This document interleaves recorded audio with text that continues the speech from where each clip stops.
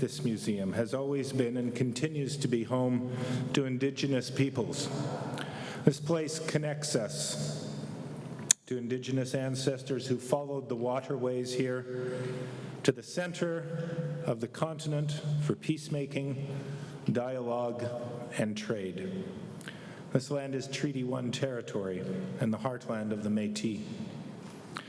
It is from this place that we, as a museum for human rights, strive to play a role in bringing together multiple perspectives, encouraging reflection and dialogue about human rights topics, and inspiring our visitors to consider what their responsibilities are when they leave our doors.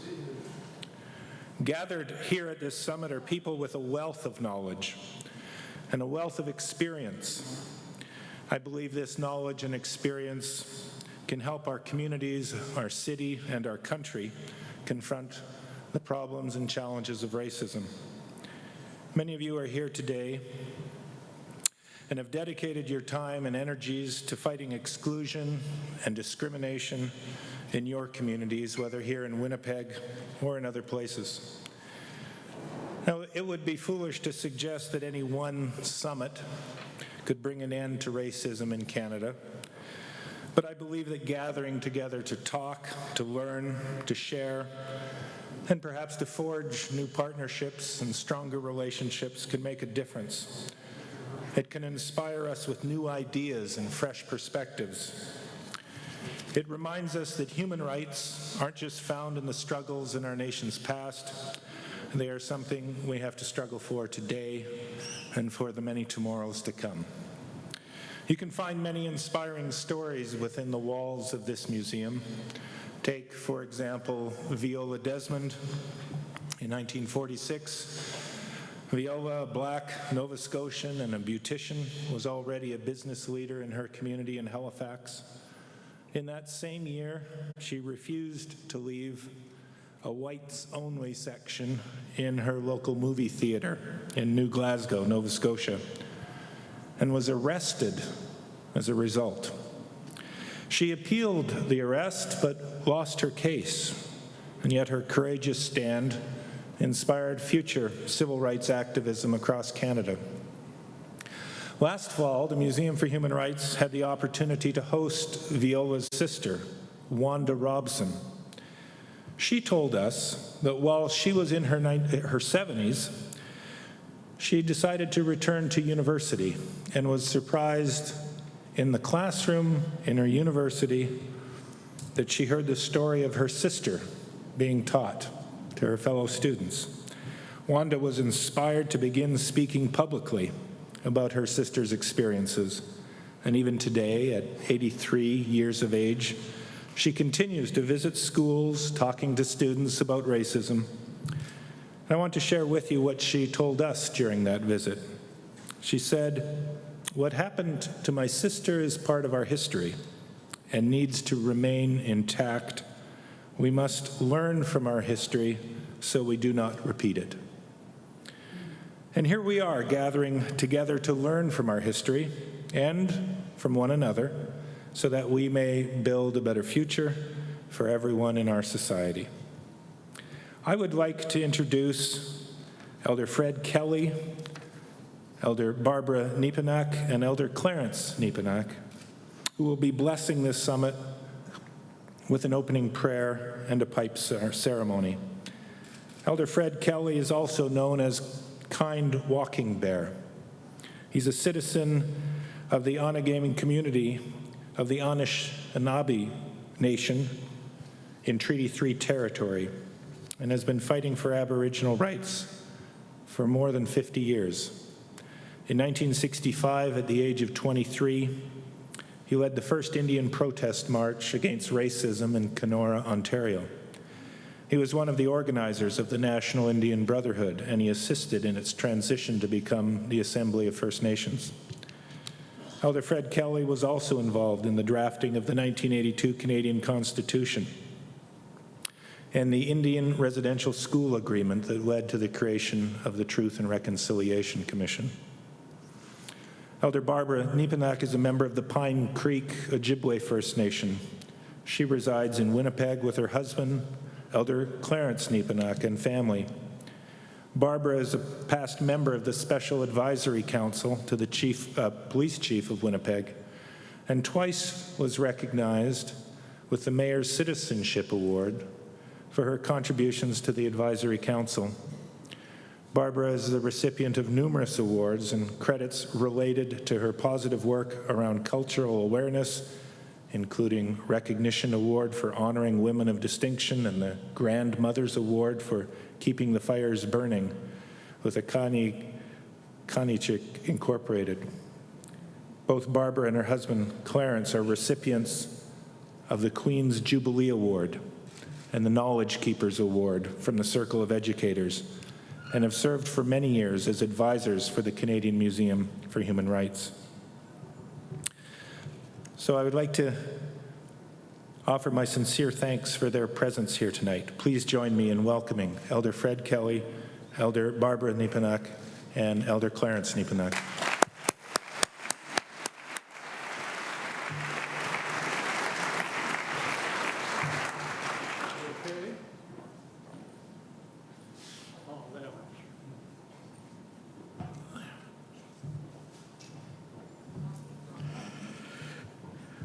Bonjour, Anin. Que je vais se macon digo. Dimitri. I am telling you my spiritual identity, and in the traditional people, this is all I really need to say, and then the people know exactly what all that means.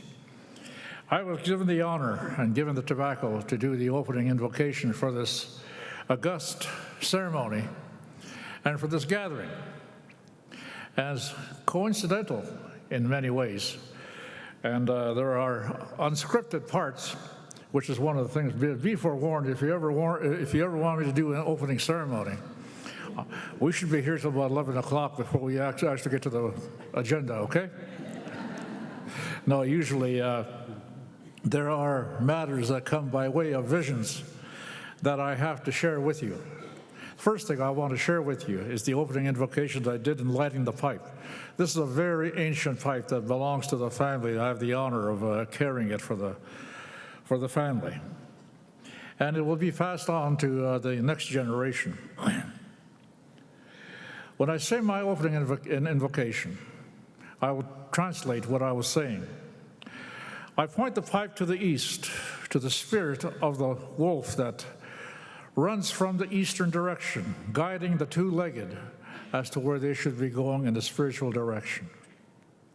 Then I go to the south, and I invoke the spirit of the winged one that sits to the south, and invoke the vision of future generations and the path that they should follow. And may we have that vision as well, so that we can live together in peace and harmony as was intended by the Creator. Then I go to the west and point the pipe to the bison that sits to the west, standing strong on each one of the ways in which we are given. You see, when the Creator planted the two-legged upon the earth, He planted the yellows to the east, the blacks to the south, the reds to the west, and the whites to the north. And in time, they would come together. And if they did not pursue the peace and harmony, and through respect and truth, there would be conflict. We are living and have lived through these times. And then I point the pipe to the north, where the white bear sits. And you know that the bear is a ferocious and a fierce love for its cubs and children, symbolizing our own love for our own children and future generations. May we also be given that fierce love, but out of respect and truth. And then I point the pipe out to the four directions, to the four skies, were the winged ones and the thunderbirds, and our grandmother that lights the night sky, and the star beings, both the star women and the star men that light the night sky, and to our grandfather that lights the day, that brings forth life every day to us in our humble being here on earth. Then I go to the four layers of the earth where the grandmother sits, grandmother earth, with all the spiritual beings, and that all the spiritual beings of the earth will also receive our invocations. Then I go to Shkaves, the one that intercedes on my behalf. Poor as I am in doing ceremonies and humble as I am, that be received in a humble way and in a way that is good, in purity and in truthfulness. And then finally, I turn to the Creator. Last, not because we think of the Creator last, but because the instructions that were given to our people was that only after He told our people, only after you have acknowledged everybody else, then I will also take my part. The lesson being that even the Creator, almighty and all-powerful as the Creator is, He thought of Himself last. The message being that we also have to think of other people. And I believe that's a message that we ought to keep in the context of the occasion that we are celebrating and that we are beginning and has already begun. And so those are the invocations, and I'm translating them so that you will understand what we're doing. And so now we also have to defer to the sanctity of the women. And so, but because the pipe was given to us first, that's why I speak to the pipe first. But we think of the women first and their strength, without whom we would not be here, and without whom we would not be standing where we are today. So I turn it over now to Barb.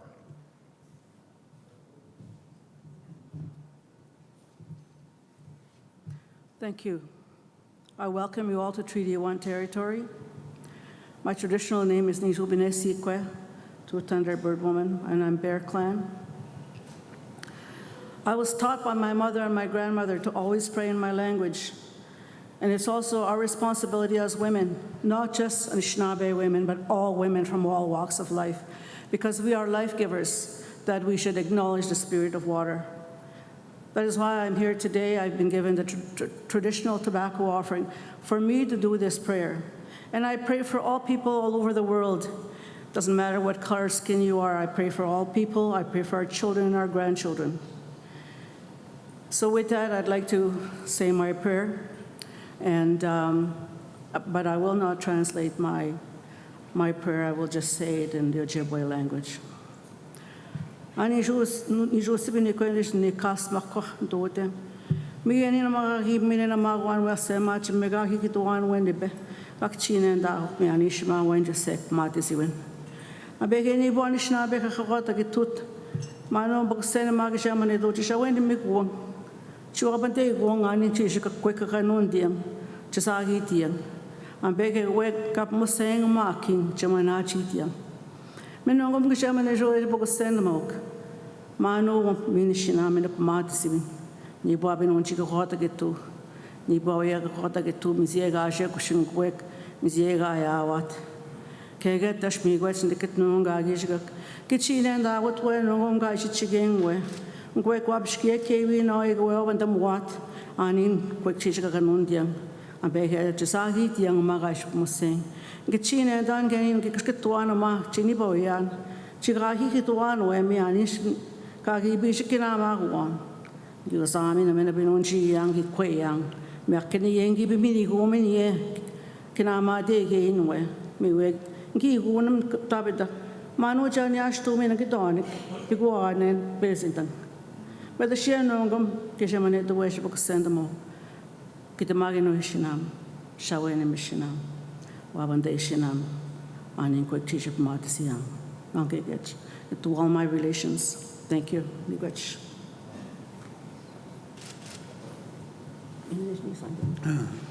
Miigwech.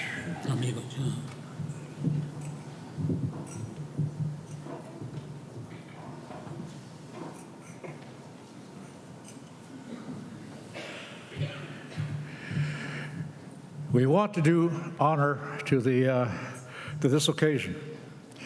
So I acknowledge all the dignitaries that are here, the Premier and the Mayor himself, and all you people who have taken the interest to be here with us on this very important issue. I also wish to remind you, those of you that were here in 1965, it'll be 50 years on November 22nd, when the first march of its kind took place in the town of Kenora, Ontario, about 200 miles east of here. When I read that article last winter in Maclean's, Winnipeg is the racist capital of Canada. Winnipeg is not the racist capital of Canada. The racist capital, if we allow it to be, is in our minds, is in our hearts, wherever we happen to live. In 1965, yes, things were very different. I want to tell you, by way, just to bring you up to date, and I'm not saying that we've done it before and we succeeded, no. My purpose here in telling you that 50 years ago is that, yes, times have changed. At that time, I understand that one of the guest speakers that you're going to have this evening comes to the United States. And coincidentally, as I said earlier, 50 years ago, Selma, Alabama, was in riots. Little Rock was happening in a destructive way. Watts was burning. Detroit was burning. All of that was happening. I was 23 years old, and I reached out to some people because I was angry at the state of apathy in Canada at the time. People were saying at that time, look what's happening in the United States. Isn't it terrible? Aren't we lucky that we don't have a problem here in Canada? The wake-up call came when our people got together. First time in their history that they decided that they should have a protest march. Up to that point, being rather stoic and docile in the face of the atrocities that we were facing. And that, not through my own doing, but people who watched us. Pierre Burton, may he rest in peace, also referred to this as the birth of the civil rights movement in Canada. I had the honor of meeting Martin Luther King. I had the honor of meeting Malcolm X and some of those prominent leaders of the day. So we were not immune, and we also took action. 50 years forward, 2 generations ago, that vision of equality of opportunity, that's all we were seeking. Equality of opportunity.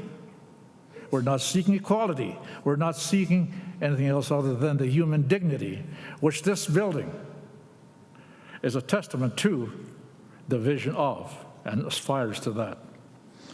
I'm not here to give you a lecture. I wasn't asked to give you a lecture. I'm just reminding you.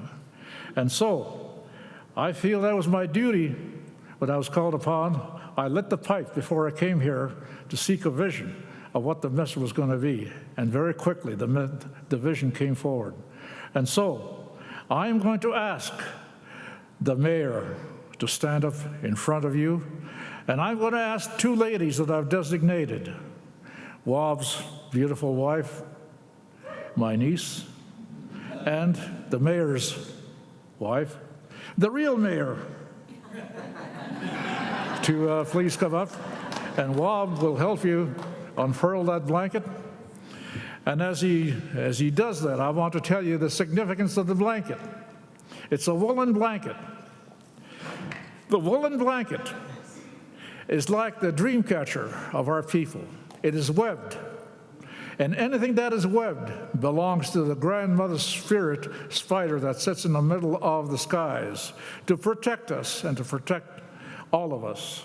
The mayor had the courage and the vision to call a mayor's committee on racism.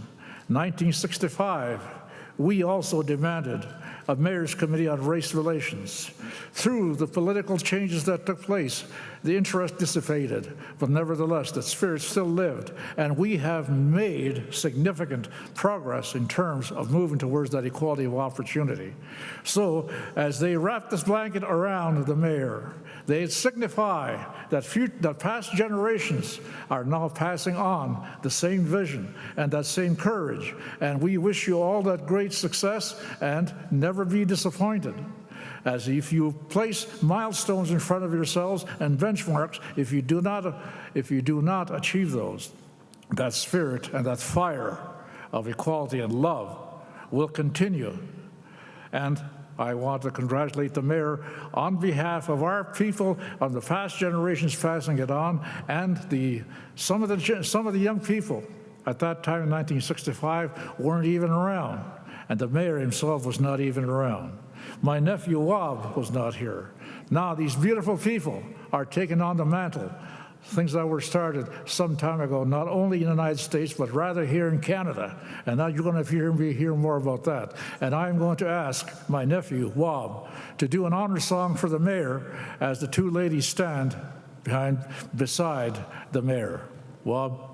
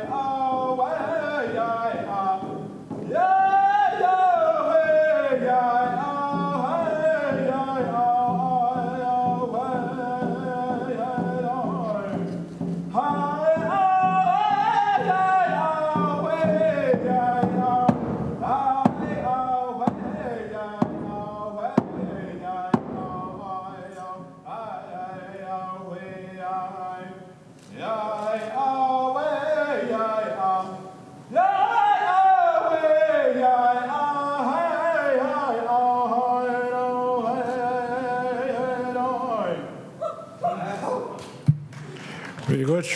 Well, I just want to tell you, back in 1965,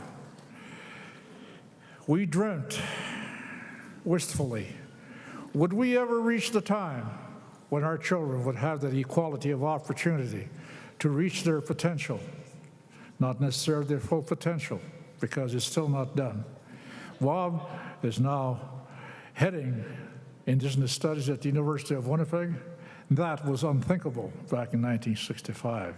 He's married to a First Nation lady who is a medical doctor. Those were dreams impossible in those times. We have a Métis mayor in Winnipeg. That was unthinkable in 1965. And married to a beautiful lady. And those are the people that we're officiating here as we pass on this blanket as a symbol of passing on the fire to the next generation. Miigwech.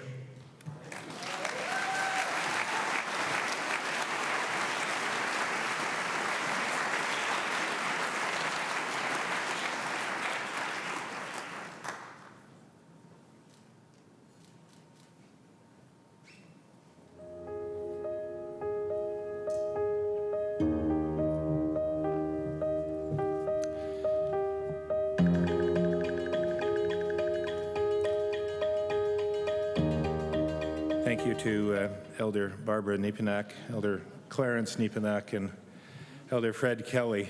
And thank you, Wob, for that honor song.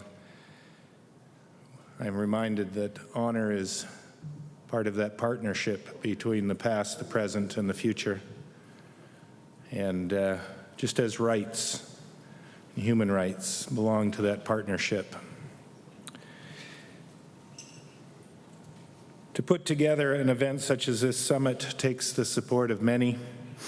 I would now like to welcome the Honorable Greg Selinger, Premier of Manitoba, to say a few words of welcome on behalf of the province, a major supporter of this event.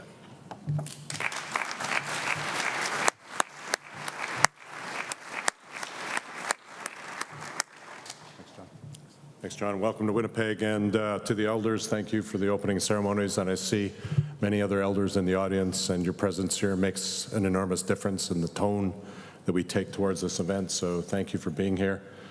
This is an important summit, Mayor. Congratulations. We're very pleased to support it. We are not ever going to let a label like being the racist capital of Canada ever sit easy in this province. We have made tremendous progress, as Elder Fred Kelly has said. We see change going on all the time, but we also see the distance we have to go. I look at the level of government that we're at, where we're building hydro in the north in partnership with First Nations, where they're equity owners. Now, that would have been impossible even 20 years ago. I look at what's happening in the government, where we have 4 Indigenous people in cabinet and a person of color, the first ever woman of color in cabinet as well, and see the diversity that we have in our community, and a growing diversity of people from all over the world that are coming to make their homes in Manitoba, including refugees in record numbers. And we're very interested in having more people come to Manitoba as we build a sense of inclusiveness and social justice in our community. And we've amended the Human Rights Code to take account of gender orientation and differences, as well as social differences, not narrowly defined but broadly defined, to scope in new forms of discrimination that can occur in our community. And we talk about racism, but we know racism intersects with other forms of discrimination, poverty and inequality, what we used to call class, and issues related to gender and youth and age, and all of those come together, and we see them reflected in our community in issues like missing and murdered Indigenous women and girls. And this Human Rights Museum is a tremendous testament to the Asper family and people wanting to put in place an institution that would discuss and be controversial in an ongoing way about human rights issues. But just a few steps away from here, south of the Udina Circle, where the Aboriginal Youth Opportunities Group is meeting with people tonight, we have the Memorial to Missing and Murdered Indigenous Women and Girls, which will be a constant reminder of the distance we have yet to travel. So as we enter into this journey of collaboration and dialogue, I think the partnerships that we can forge out of here tonight, not only in our own community, but across the country and south of the border, can be a source of strength to fight these issues and make sure that we move in the right direction. And I noted we had Dr. Curley here, who was marching in the 60s, along with people like Fred.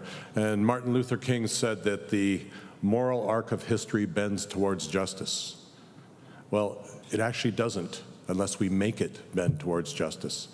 And it takes the will of us collectively in our communities, in our neighborhoods, and in our countries to make that moral arc bend towards justice. And I think this conference will be a great contributor to that in this community. Thank you. Megwich. Bonsoir.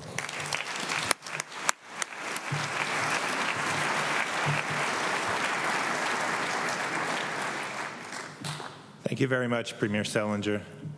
Back in January, when Maclean's magazine published its article, newly elected Mayor Brian Bowman decided to act. He chose to acknowledge that this city, like many cities across Canada, faced many challenges.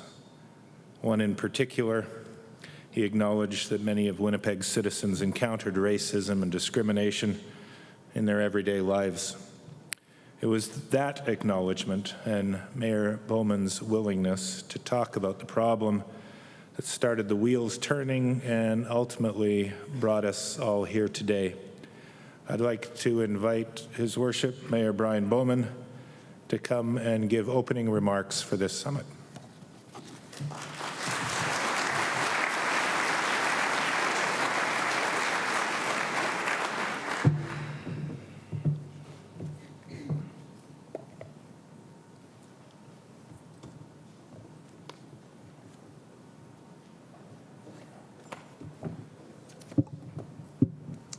Thank you very much, Dr. Young.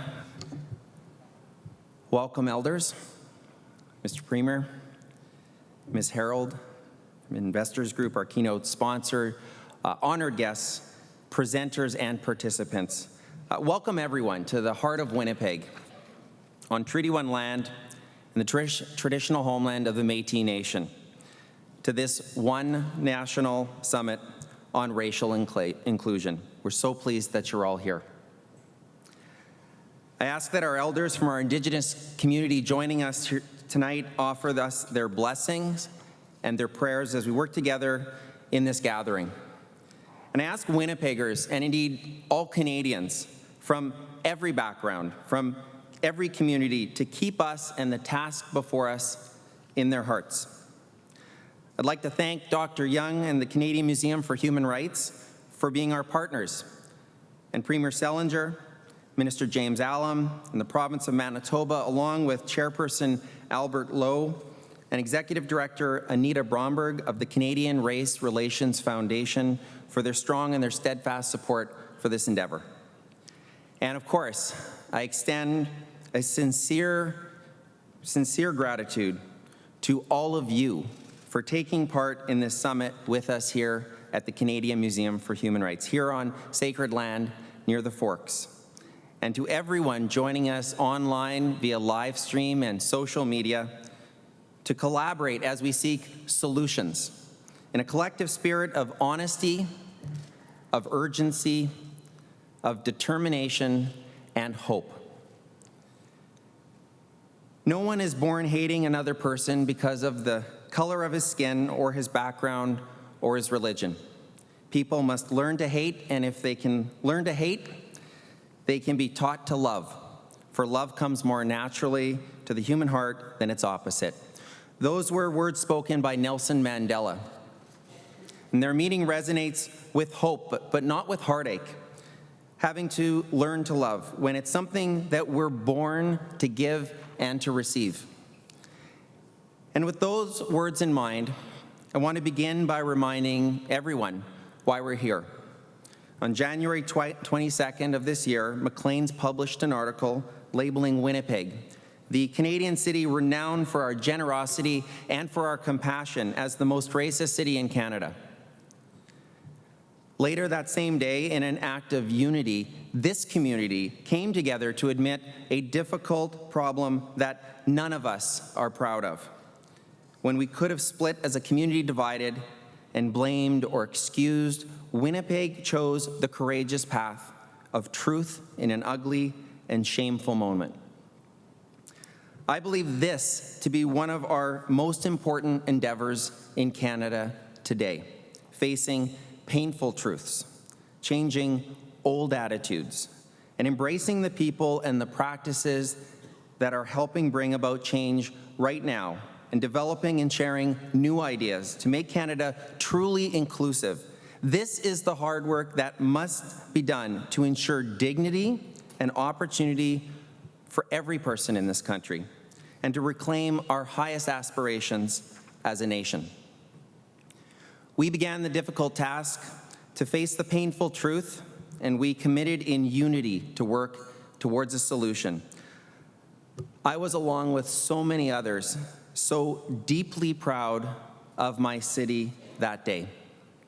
And today, I look around this room, I remain proud to see just how important this endeavor is to so many people. I believe that how we responded with honesty and humility speaks to the integrity of our collective character.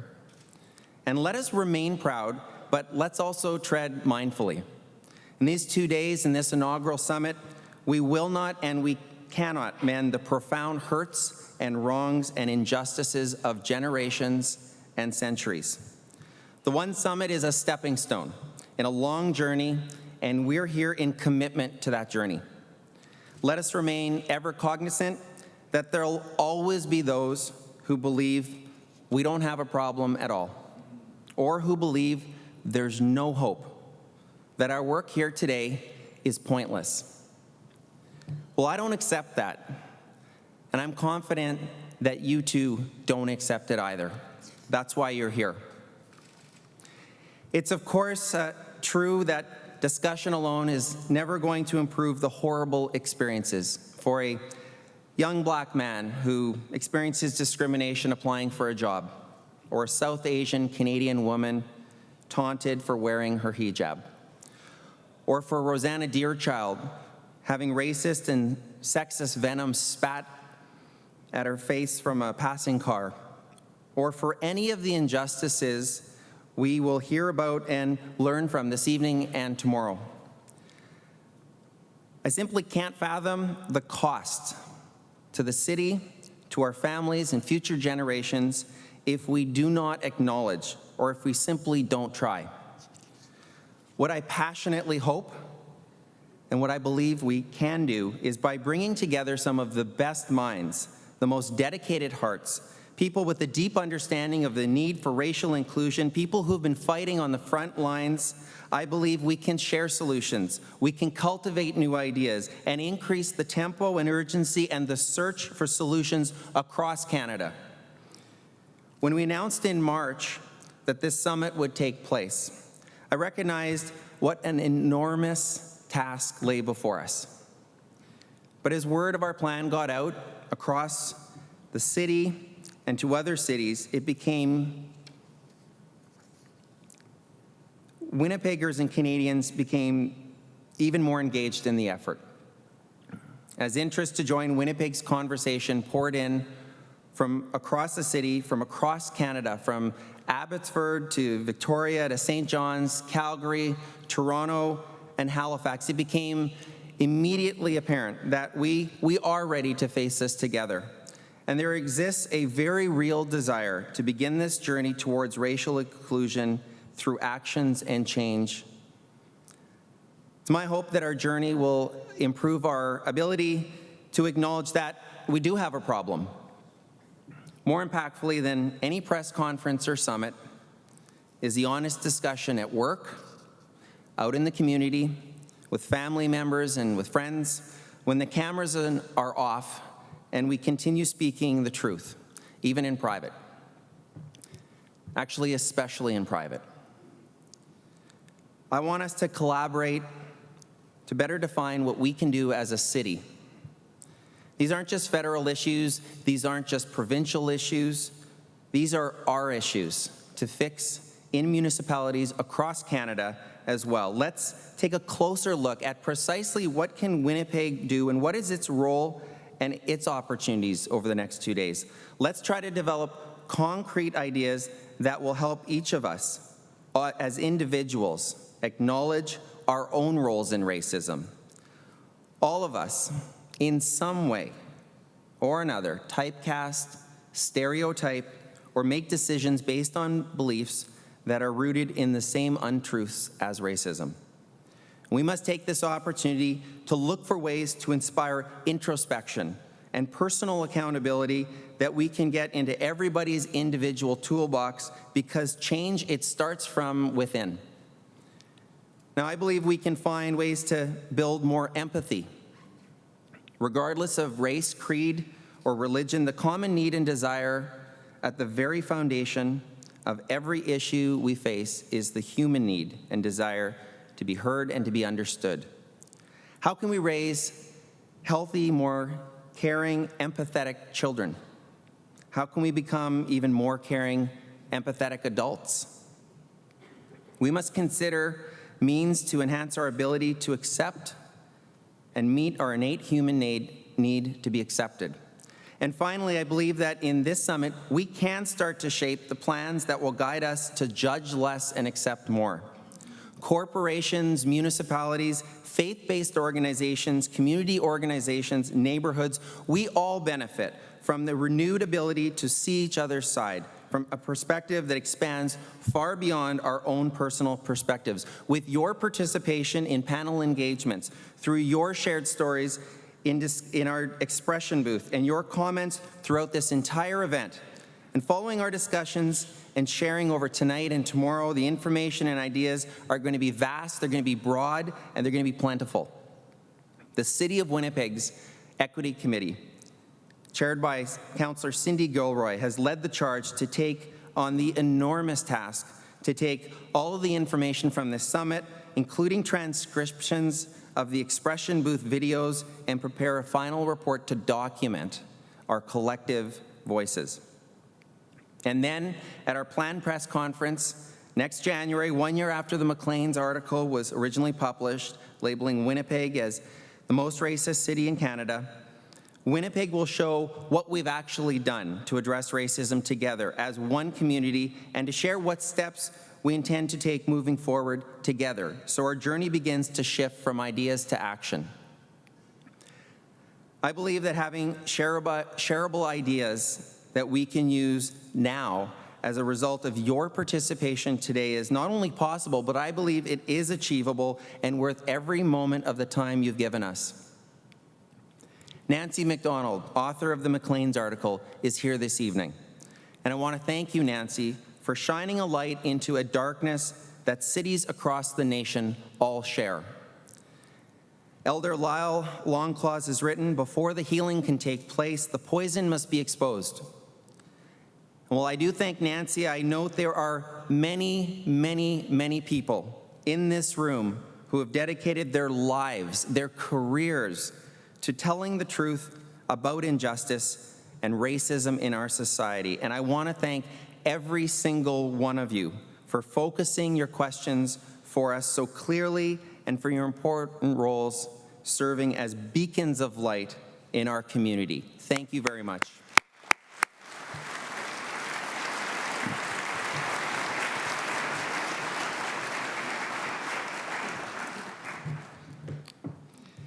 Now, these are dark and troubling times in the world, with the world facing the biggest refugee crisis since World War II. As Canadians, we believe in doing our part to help. My mayoral colleagues across Canada, they're mobilizing to help. Premiers like our premier are mobilizing to help. And Canadians across the country are mobilizing to help. As Canadians, we feel moments like this very deeply. Many of those who've come to Canada from somewhere else in the world, or whose forebears came from somewhere else, came to get away from exclusion.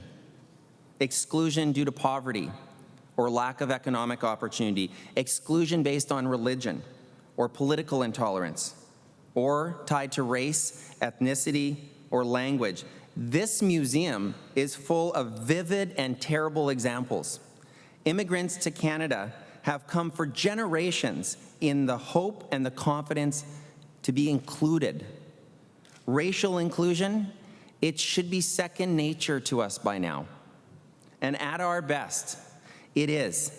But there are darker moments in our history, moments we have to confront and own up to. Turning back would-be immigrants from Punjab in 1914 solely on the basis of race. Interning Ukrainian Canadians as enemy aliens in World War I, imposing a head tax on Chinese Canadians, interning Japanese Canadians in the Second World War, and the almost complete rejection of the Jewish refugees fleeing the Nazis under the infamous policy later described as none is too many. And even as Canada started to become more diverse, generations of Canadians suffered from racial and religious discrimination in university admissions, opportunities to purchase real estate, and of course, employment opportunities as well. We haven't always lived up to our ideals of inclusion. Our history is marred by terrible lapses, terrible failures, and terrible betrayals of the ideals we hold dear. None more terrible than the treatment of our Indigenous peoples, First Nations, Inuit, and Métis people. The exclusion that Indigenous peoples have had to endure and still endure is especially unconscionable because Indigenous peoples treated newcomers in a generous and inclusive spirit, only to be excluded and treated as exiles in their own land. Without Tecumseh and First Nations allies, there might very well not be a Canada as we know it. It's amazing that down through our history and despite every injustice, Indigenous people have stood on guard defending our great country of Canada. And in all of our conflicts, including both world wars and in the far north and remote regions, but this generosity and courage, it hasn't been reciprocated as it should have been. Over the generations, we've seen this manifested in many ways, in terms of legal rights and economic policy and sheer survival. As Professor James Daschuk powerfully argues in his Clearing the Plains, winner of the 2014 Macdonald Prize, and catastrophically in terms of the violence and abuse and cultural destruction imposed by the residential school system. As a parent, I cannot conceive of the forced exile and estrangement and heartbreak inflicted on generation after generation. As a member of a community, I cannot conceive the loss of culture and language and spirituality inflicted on generation after generation. I know the work done by the Honorable Mr. Justice Murray Sinclair in the Truth and Reconciliation was incredibly difficult and painful. And the pain that the survivors endured to tell their stories was excruciating. Addressing the recommendations of the Commission is going to be the biggest challenge I think any of us face in our lifetime, to be sure. But the Federation of Canadian Municipalities is committed to working with the community to try. The Big City Mayor's Caucus is committed to working with the community to try. And the City of Winnipeg, we're committed to try. We're already looking for opportunities to work on the recommendations that specifically pertain to municipalities. This must be with leadership from the community at large. Too often, political leaders have tried to address problems for Indigenous peoples instead of with Indigenous peoples. And we want to do better. We want to listen and we want to learn. This is part of the imperative and the impetus behind the One Summit. And I can tell you as a city, we've made a start at implementing recommendation number 57, educating public servants in departments across the city on the history of our Aboriginal peoples through awareness and diversity training, as well as medicine teachings. It is just a start. But we're sincere, we're passionate about it, we want to listen and we want to learn and we want to keep moving forward. Despite the challenges and acknowledging fully that we have so much more to do. I believe our speakers this evening have important things to share with us and this city and this country that reflect Mandela's conviction. And I believe the work that we'll do here together will guide us back from what really comes naturally to us. Racism it's a vicious cycle. It's a vicious circle. And it starts with falsehood. It engenders injustice, and injustice, it generates more falsehoods and more pain. In every part of this community, we need to interrupt the destructive cycle and transform it into a virtuous circle, a healing circle. The great Thompson Highway said, the way of the Cree, this is the way that the Cree look at life, a continuous cycle, a self-rejuvenating force. And I'm really eager to hear the insights that all of our speakers have to share with us, because they'll all bring incredible passion, commitment, and depth of personal experience to the questions we're grappling with in this summit. We're facing a tremendous challenge in Winnipeg and across Canada to fight against exclusion and win some victories for inclusion. But I'm hopeful. The Manitoba Festival has just concluded celebrating Aboriginal art, music, culture, and spirituality, activities that were once outlawed. Lisa Meaches, the director and one of tomorrow's speakers, said, "We look at this as an opportunity to be victorious. We want everybody celebrating with us." That gives me hope. I'm hopeful because of the partnerships we have with community organizations like the Immigrant Center and the Immigrant and Refugee Community Organization of Manitoba. I'm hopeful because of the commitment and the leadership being provided by our Indigenous Advisory Circle and our Aboriginal Relations Division and our Citizens Equity Committee. I'm hopeful because of the commitment and care of staff in our civic departments. But most of all, I'm hopeful because of the tremendous and the positive response of citizens, the desire to simply make things better, the desire to be one as a community. Because in this space, this evening, it makes me dare to hope. Here, the installations, they remind us of the challenges we face, but also of the successes that we've had making Canada a better country. This museum's architect and exhibit planner carefully shaped this space that is, in their words, a journey from darkness into light, a long and winding climb to the mountaintop. Topping the museum, above all of us as we gather to take these steps in this journey together, is the Tower of Hope. Now, you'll note that the tower, it's unfinished. And it's unfinished for a reason, because it's a symbol that our work here is never done. I believe it symbolizes this journey that we've committed to as well. The work that we're doing together right now, it won't end with the conclusion of the One Summit tomorrow. It won't end next January or in 2 years or in a generation. This is a journey as a city and a nation. It's a journey that never ends. It's a journey that requires our energy, our conviction, so we can achieve dignity for our elders. Opportunity and respect for each fellow citizen, and a better future for our children. It's a journey that connects us all in the belief that we do, in fact, have reason to hope. Thank you all so very much for being part of this evening. Merci and miigwech.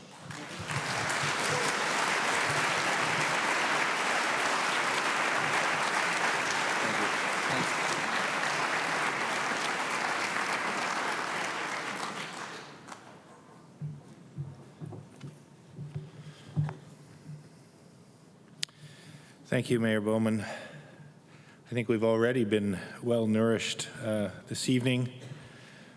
There's yet more to come. I first want to introduce Mr. Albert Lowe, Chair of the Canadian Race Relations Foundation, representing diverse ethnocultural communities across Canada. Mr. Lowe joins us from Richmond, British Columbia.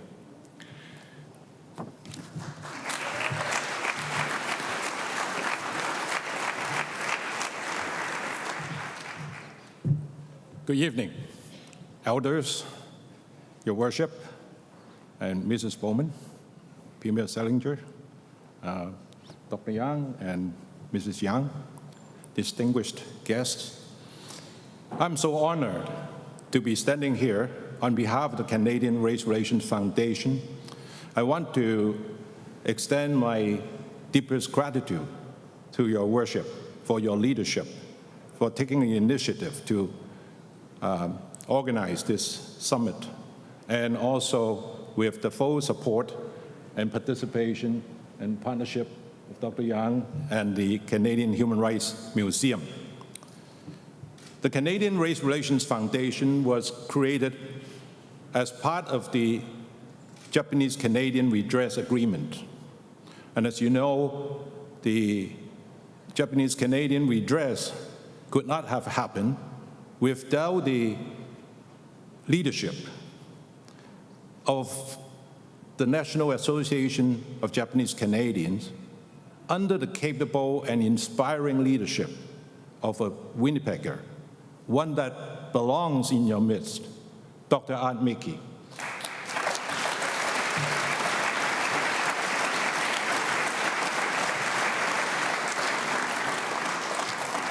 And the foundation was created and is charged with the mandate to help eliminate racism and racial discrimination across Canada. And its creation as a Crown Corporation did not happen by accident. It was created by design.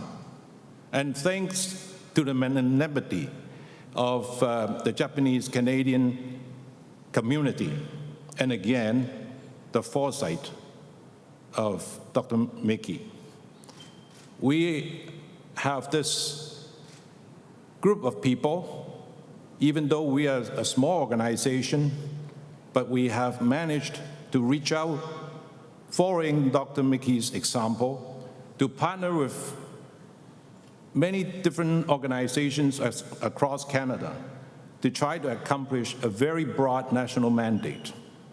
And talking about generosity, as the mayor pointed out earlier, and as I share with a group of distinguished guests earlier this evening, I keep thinking about the generosity of spirit, the forbearance, the courage, and the tenacity of the indigenous communities, the elders, our brothers and sisters from the indigenous communities. In spite of all the hardships, all the injustices throughout so many years, and they still extend their friendship to the non-Aboriginal communities across this land. And from the bottom of my heart, I want to thank you all for your generosity, for putting up with the injustices and all the craziness that really stir up a lot of hardships and emotions that affected so many communities and families and relations between individuals. And if we truly come back to one central question, and as Elder Kelly pointed out earlier, and also by your worship, that is so important that we don't forget that dignity, human dignity, inherent human dignity is really important, and we need to honor each other. If we do honor the inherent human dignity of each other, all the human rights would come naturally. We don't have to fight against each other. And so as we look forward to tomorrow, this solemn dialogue, this precious opportunity for us to talk to each other, to exchange ideas, I'm hopeful that we can come up with positive, concrete, honorable, and respectful solutions to address the problems that we face. And yes, it is a journey, but it is going to be a beautiful journey when we walk together in love instead of hate. Thank you.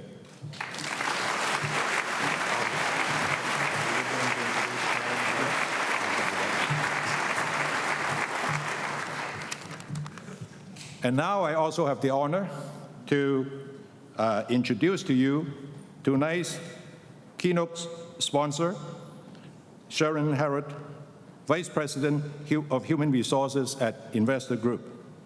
Sharon is the Vice President of Human Resources at the Investor Group, with over 15 years as an human resources professional. Sharon's strong belief and commitment to an inclusive workplace that is free from discrimination is evident in all her work. So let's join with me to welcome Sharon.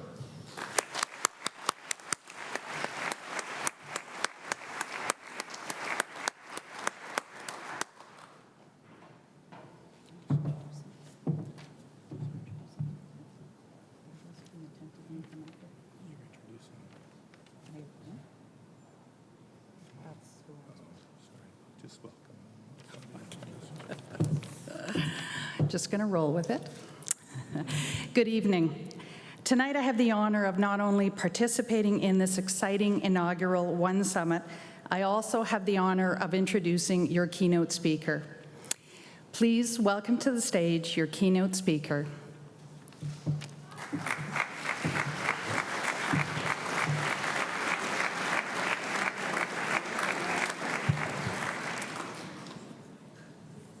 We're going to ask Joseph Boyden and our three respondents to join us up here at the front.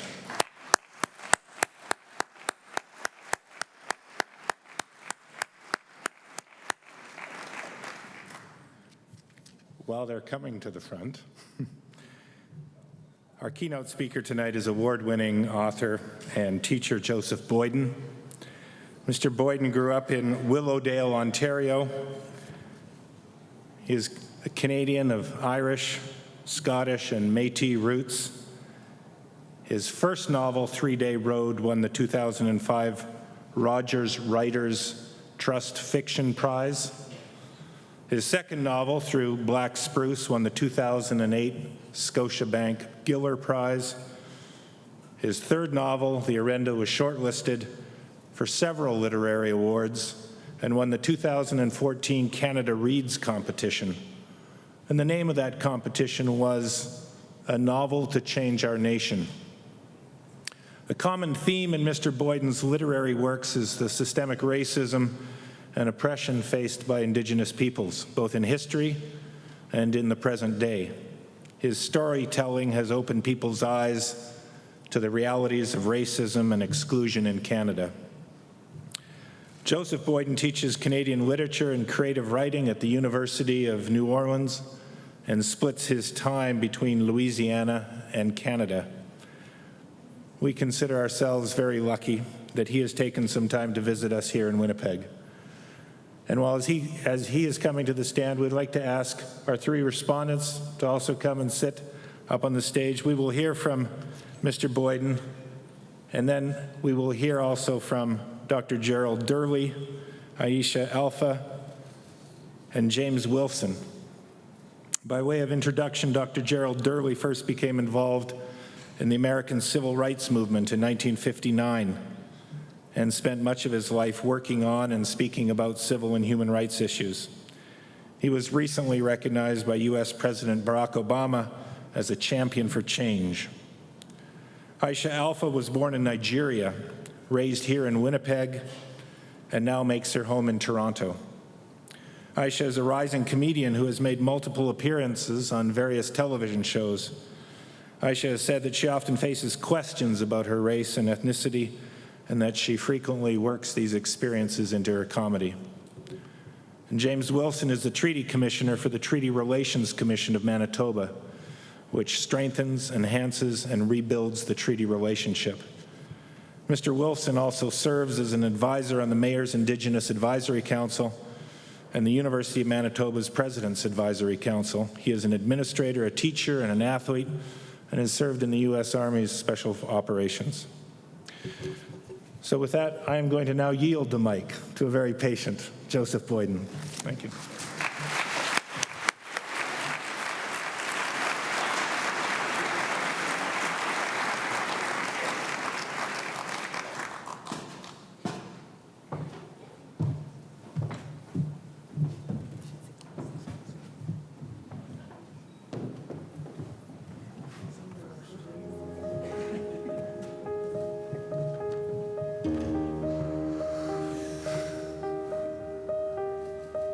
I wish to recognize and say thank you to the people of Treaty 1 and especially the birthplace of the Métis Nation.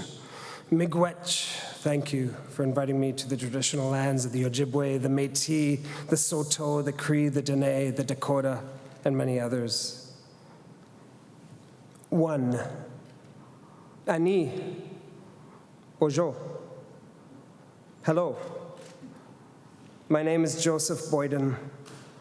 I'm a mixed blood man of Irish, Scottish, and Anishinaabe heritage. My clan is Makwadodum, and my Anishinaabe names are Wase Ashkong and Nimki Benisi. I grew up the third youngest of 11 siblings in a strict Irish Catholic household. My father was a doctor and the most highly decorated combat physician in the British Empire in the Second World War. My mother was a teacher and is now 84 and is loving life in her traditional territory near Georgian Bay, Ontario. And she's surrounded by a number of her children and grandchildren and great-grandchildren. I have 7 older sisters. And this will make sense to you if you've read my work that is always populated by strong female protagonists. My 2 younger brothers are firefighters, and my oldest brother, he's the shame of our family. He's a lawyer. All of my 7 sisters at one point or another in their lives followed my mother's footsteps and became teachers. I did as well. I will celebrate my 20th wedding anniversary in a couple of weeks with my wife, Amanda, who's a novelist as well. I'll let her know you clapped. I have a son, Jacob. He's 25 years old. I'm a novelist, a journalist, a screenwriter, and a closet poet. And I'm the face of white privilege. Don't get me wrong. My Anishinaabe blood mixed with my Celtic blood pumps fiercely through my veins. You see, the problem is, I don't really look Indian. People often guess maybe Italian, maybe Spanish, but rarely either Celtic or First Nations. I, along with many of my siblings, was blonde as a child. The worst racism in my own life that I've ever faced was hearing strangers ask my black-haired and dark-skinned mother if I was adopted. The question of race, of racism, of judgment based on genetic lottery, at its most simple is anchored in our appearance. It is 2 millimeters in depth, 0.07 inches thick. It is skin deep. I've had the privilege all my life of appearing a member of the majority. And when I say privilege, I say it with careful consideration. A right, an immunity, a benefit enjoyed only by a person beyond the advantages of most. North America hurtles toward the date when minorities will hit the tipping point that swings them into the majority of our population. Latinos, Native Americans, the peoples of the Asian and African diasporas will possibly, within many of our lifetimes, become the majority. This fact might be what incites what feels like panic among certain people in Canada and the United States. Panic and its close brother, fear. Fear of change, fear of the unknown, fear of losing our benefits and rights, and yes, immunities to those who you don't regularly rub shoulders with, or speak to, or share food with, or sleep with, or wish your children to be friends with. Let's be honest. This strange political beast in the United States we've all watched with amazement and bewilderment. This strange and angry voice called the Tea Party. Well, you don't see many faces of color involved in it, do you? And the current Republican contender is simply destroying his opponents for the next president of the most powerful country on earth. This guy with his helmet of hair and his orange skin, does he understand that irony? This guy who really does look like an Oompa Loompa.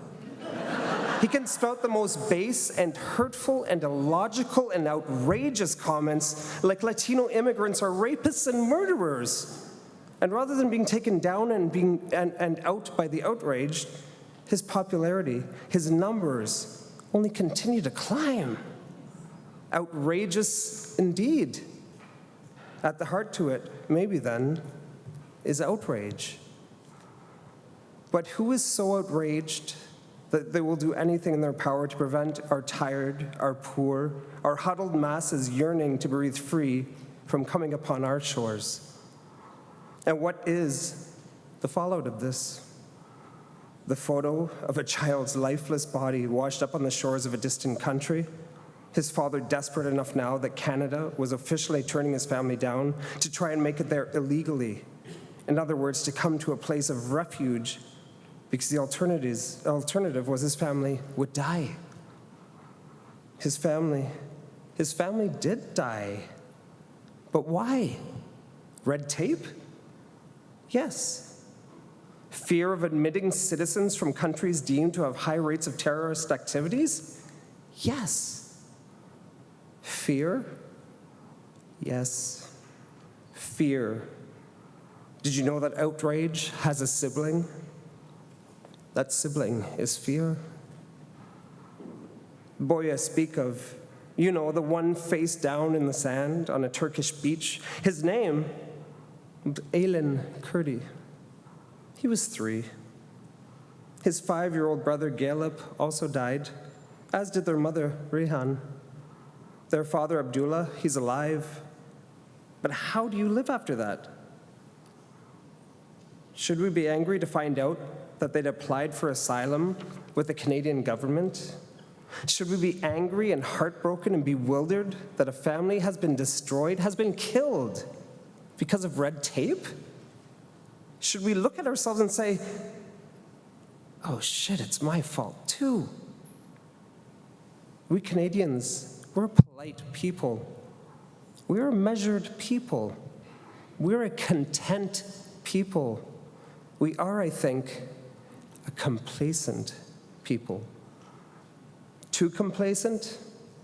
If you disagree, please remember that those who make decisions for us are put in power by us.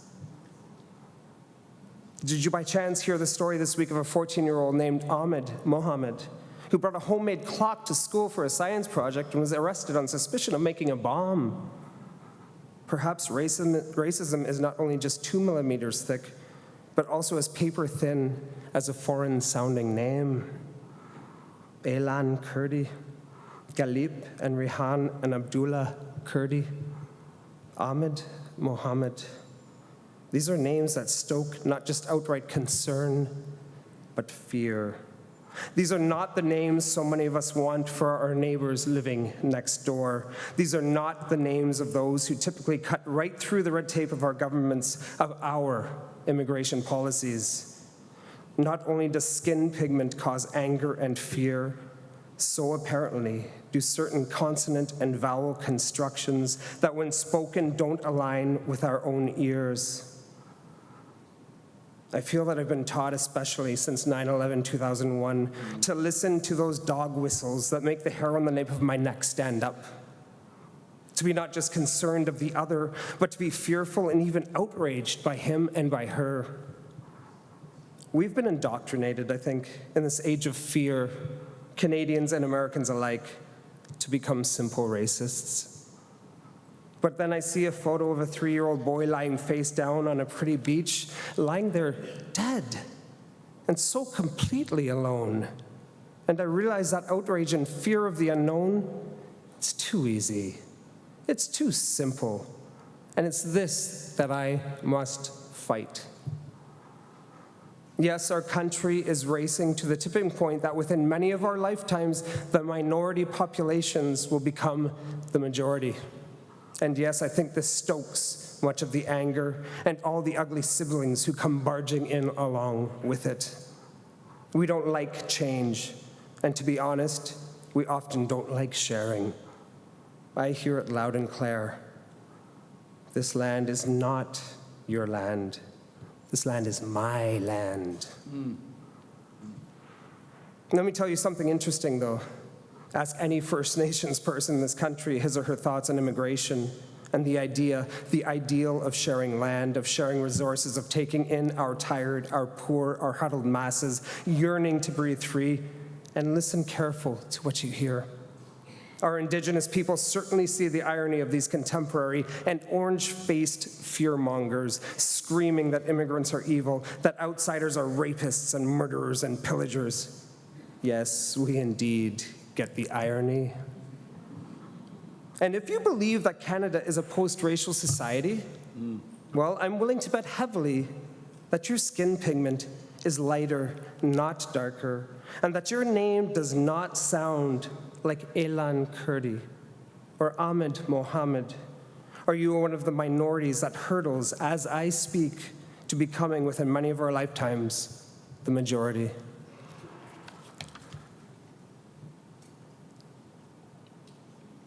By the way, it's just a little side note. I love plants. These ones here are called mother-in-law tongues, and they're great especially for somebody who doesn't like plants much, because they're called that because the more you ignore them, the stronger and more powerful they get. Something to remember.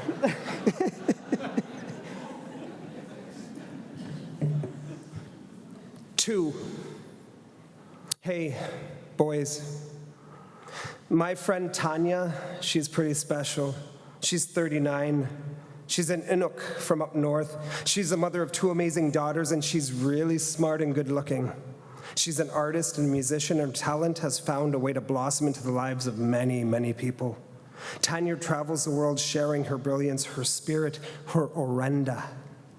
She's taken an ancient and traditional custom of her people and used her throat and her whole body to make something so powerful on the stage that I've witnessed strangers weep uncontrollably, or smile like madmen, or simply stand and stare with their mouths open, or even leave the concert.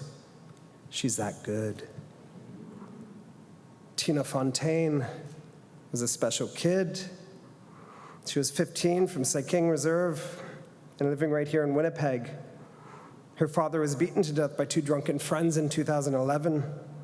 And Tina's family describes how she'd gone into a spiral since then, how she drifted away from them and into child and family services care in Winnipeg. The family care system there is so overstuffed that Tina was staying in a local hotel with little supervision. It was easy to run away, and so she did. The last time she was spotted was by 2 cops who'd pulled over a guy in his pickup truck. 15-year-old Tina was his passenger. Despite her being flagged as a runaway, the cops let her go.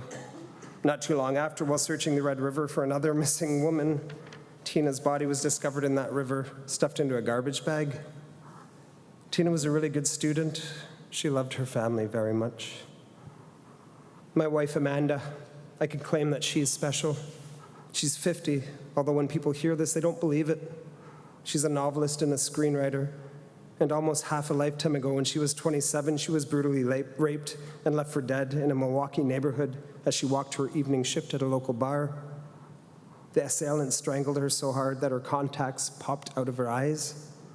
He raped her, and he tried his best to kill her, and he came close. For a long time after, her skin continued to mottle and her eyes continued to bleed red. Almost half a lifetime later, that young woman at the wrong place at the wrong time is older and more beautiful and still wonders if that bastard still walks the streets hunting. My friend Tanya, the artist and musician, was sexually abused through much of her youth. She allows me to tell you this. She's turned the pain into art. Last October, the day after performing for the Royal Winnipeg Ballet right here, a triumphant performance by all accounts, Tanya was followed in broad daylight down the street and verbally assaulted by a white man who made it clear to her that he wanted to fuck an Indian girl, and she was the one. He went on as she tried to walk quickly away to describe all of the things he was going to do to her. Tanya says she can't count how many times that this has happened to her and to most of her friends. Tanya describes her daily experience of simply walking down the street as living in a horror movie. A movie you can't escape from, one that doesn't end.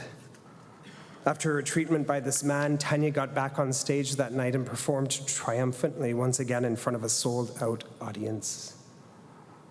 Amanda and I were in Winnipeg to watch Tanya perform with the Royal Winnipeg Ballet. This was not so long after Tina Fontaine's body was discovered wrapped in a plastic at the bottom of the Red River. As I contemplate this confluence, I believe it might be possible that some small part of Tina is the child in these two women who lived. But I desperately mourn for the life of a young woman not given the chance, not a chance to sing, not a chance to write, not a chance to breathe each day. Hey, boys, what are we to do? Hey, men, why don't we question this sickness that beats inside of too many of us? Shall we healthier ones spend our lives staring, not knowing what to do, just stand and look at our shoes or touch our faces and ask forgiveness for horrors we feel no part of? What are we meant to do about this? Do we simply stand by and watch? How will we raise our own boys? I'm sorry. I'm so sorry, Amanda. I'm so sorry, Tanya. I'm so sorry, Tina.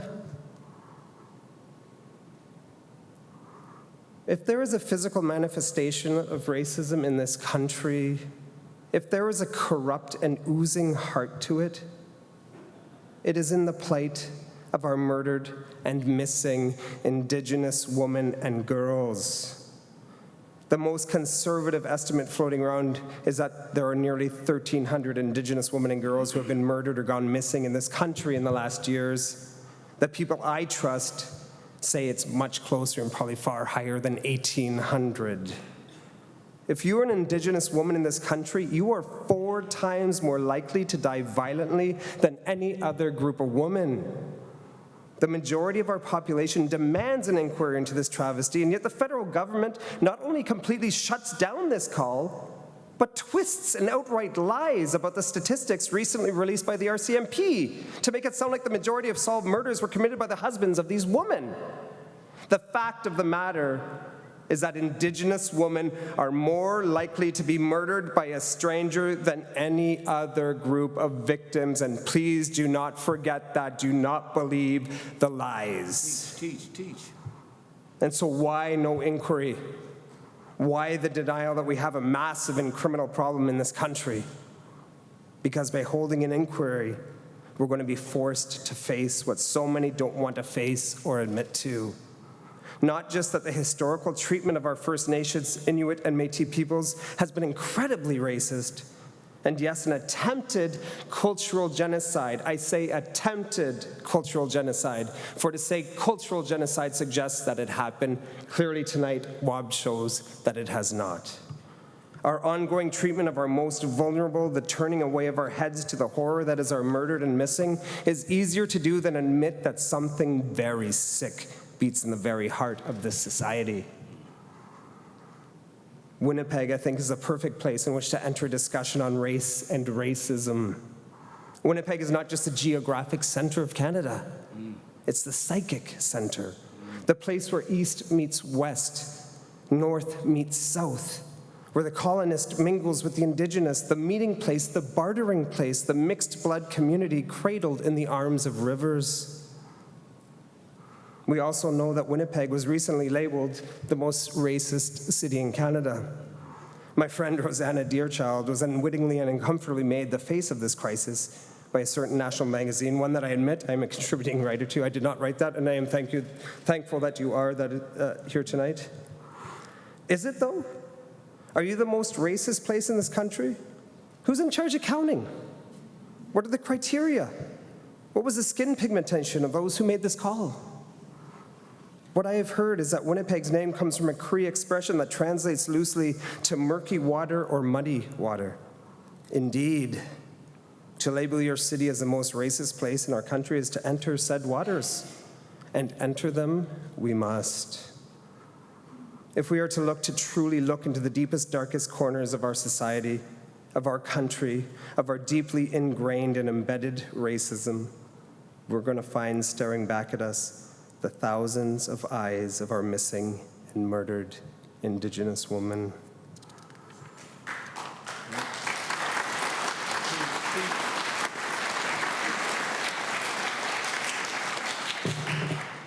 Hey boys, the piece I read to you at the beginning of that part 2, and by the way, it's 3 parts, so I won't go into too much longer. I wrote it as my own tiny call to arms, as my own tiny attempt to address what I believe is this country's greatest stain, our MMIW. Yes, the predator sickness is so prevalent, it has its own acronym.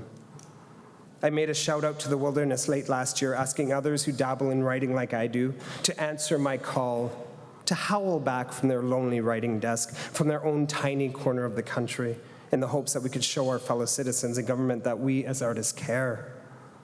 And they did. Margaret Atwood and Lee Maracle, Michael Ondaatje and Sherman Alexie, Tayagi Alfred and Tanya Tagak, along with 50 other writers, all contributed to a book called Quay, Standing with Our Sisters. We put together this book because we felt useless. We felt helpless. We needed to act in any way we could. All of us have to act in every way we can so that not one more Indigenous woman is murdered or goes missing. Please do not give up the call for a national inquiry into the MMIW. After all, those who are most vulnerable are our daughters, our mothers, our sisters, our nieces. This is not a Native problem. This is everyone's problem. 3, bitching's easy, solutions are hard. How do we go about deconstructing such a complicated problem? First, we have to admit that we have a problem. There are still a lot of deniers out there. If you don't believe me, go and read the online comments section of the Globe and Mail, of the National Post, of any paper in our country, when an article on First Nations or immigration, or that dares to mention the term racism appears. The deniers sure come out of the woodwork then, anonymously and viciously attacking, striking out at those who dare to claim that we have a problem with race in this country, whether that race is Indigenous or Syrian or Central American or African American. My eyes were truly open to the sheer volume of racist voices in this country during the height of the Idle No More movement, when every article dealing what is a positive and rich and inclusive movement was followed by dozens, if not hundreds, of anonymous voices spewing their hatred. It's strange and deeply disturbing, and for some reason, those voices are always anonymous. Yes, we have to admit we have a problem. Houston, we have a problem. Winnipeg, we have a problem. Toronto, we have a problem. Vancouver, we have a problem. Calgary, we have a problem. Ottawa, please hear me when I say we have a problem. Tonight and tomorrow will offer great opportunities to begin the discussion and to begin laying out some solutions. And so what are mine? None of them are very earth-shattering, and I'll be the first to admit that I certainly don't have all the answers. What I do offer, I'm sure, has been discussed before in many different venues, but I think it bears repeating. The first, which I think is quite obvious, is education. The Truth and Reconciliation Commission recently released its report along with its recommendations, and education of our youth is at the top of its list. From a young age, we must teach our children not just a partial history of this country, but the full history. Unfortunately, not all of our history is positive or shines brightly. No one's history only does. But to admit to the darker side of our past is to begin to come to terms with it. I certainly wasn't ever taught that there were residential schools in this country where First Nations children were forcefully taken from their parents and placed in institutions often teeming with emotional, physical, and sexual abuse. I certainly wasn't taught that the last of these residential schools closed their doors in 1996, not even 20 years ago. But I should have been. Problems of the past simply can't be ignored because they will continue to fester, not only into the present, but into the future. We need curricula in this country that teach the story not just from one side, the side of the victor, the conqueror, the majority, but from many different sides, including the side of the Indigenous as well as the immigrant. But so many of us have already completed our education, at least our formal education. What can we do? From the very first announcement of this summit, I began hearing from local First Nations people in this community, many of them frontline workers in places like the North End, that they weren't very happy that someone from the outside was coming in to be a keynote. And I understand this unhappiness. After all, these are the people who face the troubles in a very real way every day of their lives. And so I asked a few of them what they would like to say if they had a chance to say it. And so let me speak briefly for them. Go up to the North End. Go to places like Thunderbird House and Nietzsche Commons and meet the people who live and work there. Roll up your sleeves. Learn how to fix a bicycle with them, or listen to their poetry readings, or volunteer to tutor, or feed the hungry, or simply just to say, hello, Ani, bonjour, wache. One of the greatest feeders of intolerance is the fear of the other. And again, this is very simple. But when you get to know a person from a place very different from where you come from, you begin to realize that the person isn't necessarily all that different from you. In fact, that person is more often quite a bit like you. And the parts of that person that are different aren't frightening, but fascinating. There is such rich cultural tradition in this city, and it just waits for all of us to explore it. I found out from a local activist that Thunderbird House is in desperate need of a new roof. And so I told her that I would dedicate half of the honorarium given to me for speaking tonight to Thunderbird House, the other half going to a camp I've helped create to reintroduce Aboriginal youth to the land. Oh, you didn't know I was being paid for this gig? I want to assure you, though, it's not a ton of money. And I'm not donating this money because I'm a wonderful person, but because I can. I challenge everyone here tonight to also do what you can. It might take the form of a donation to Thunderbird House to help them get their roof fixed, or to Nietzsche Commons to allow them to keep running such a brilliant community place. It might take a form of volunteering a few hours, or simply going to a community different than yours in order to learn about that community. What I've always invariably found is that just when you think you're helping someone out, it is you that ends up reaping some very cool benefits. And I might want to add just to that quickly, I spoke to Elder Leonard Monkman, who runs Thunderbird House, is the elder for Thunderbird House, and he assured me that you should come, everyone is welcome. Let him teach you about the 4 directions, let him teach you about the 7 grandfathers, let him introduce you to a world you might have never known existed and is brilliant. It's about inclusion. Finally, I want to share this. Someone long ago gave me a button to wear, and on that button it simply said, "Think Indian." I've actually got it with me. It's just a little thing, "Think Indian." At the time I thought, why, that's cute. Think Indian, I admit. I didn't think much of it again until I recently found it buried in my knapsack. Think Indian. Suddenly, in light of this event, it made a new kind of sense to me. Put yourself in the mindset of the other. Try to imagine what the world looks like from the eyes, from the consciousness of the other. Think Indian. Think Syrian. Think Muslim. Think African Canadian. Think Sikh. Think Jewish. Think Iranian. Think Latino. Think homeless. Think mentally ill, think rich, and think poor. Think about that. Think. I am the face of white privilege. I am indeed privileged. My privilege has been to look innocent enough, white enough to be mistaken for the majority, and to hear witness to the mean hearts, the spiteful hearts, the outraged hearts, the fearful hearts of so many who mistake me for one of them. And I will continue to speak out against their hate, their fear.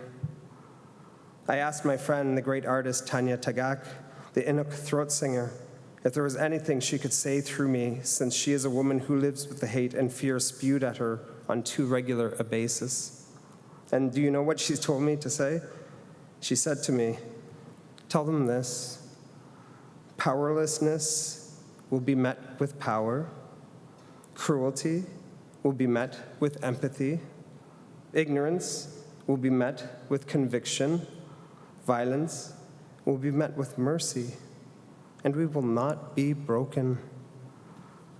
Those, I think, are the right words, maybe the perfect words even to hear tonight and tomorrow, especially as we gather together to discuss how to face what at its dark heart is a very real and dangerous fear.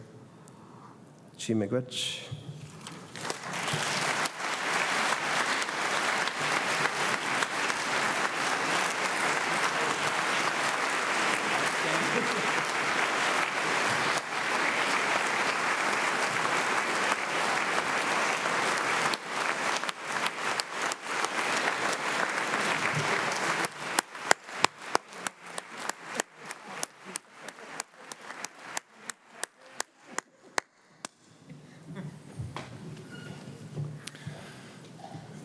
Thank you so very much. We have the opportunity to hear from our respondents. We've suggested about 10 minutes each for each of our 3 respondents. We will not discourage them from interacting with one another as they see fit. We will certainly not force it upon them either. After these comments, we will have some concluding remarks from our Mayor, Brian Bowman. Thank you very much, merci and miigwech, for this gathering and for your attendance and participation.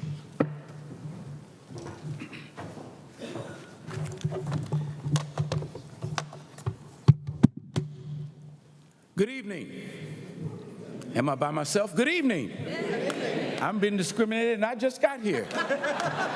You can't speak back. That's what breaks down every now and then. If somebody says good evening, the response is good evening. Thank you. I feel welcome to Winnipeg now. Wow, I can imagine how the indigenous feel if you say good evening and you don't speak back. To the elders, so humbled to be in your presence tonight.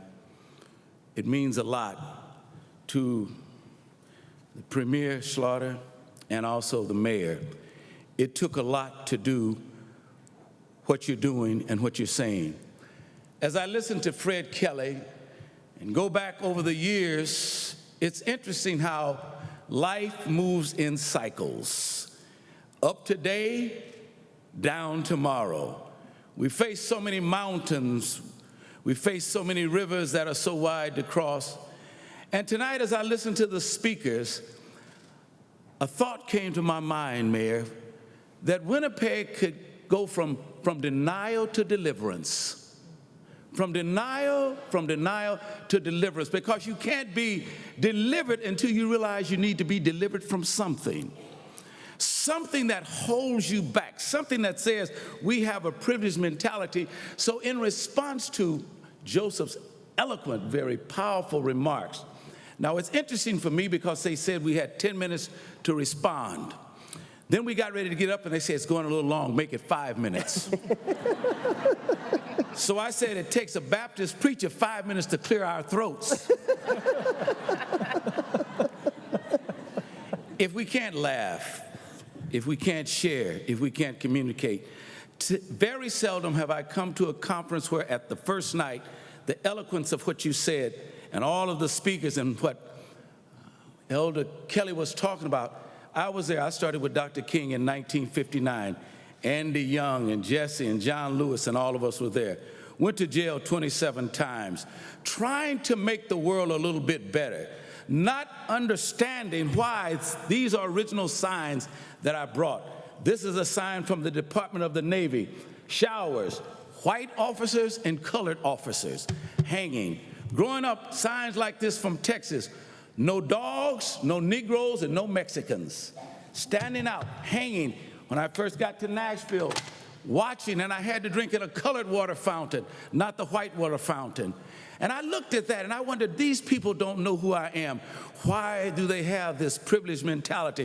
Why is it so endemic inside of them that they would dislike and almost hate? What was the bigotry that was so deep down inside of them that would make them speak out against me because of my color, because of the nappiness of my head, or the broadness of my nose, or the thickness of my lips? What was it? And I didn't understand, so I got involved 27 times in jail, and I began to be an advocate and an activist, and they didn't call us then, they call us militant. So I began to wonder, why am I militant? Because I'm trying to stand up to fulfill the constitutional rights of equality, of justice for all. And then I began to understand it wasn't me, but white folks had a problem. White folks thought they were better than me. White folks thought they were smarter than me.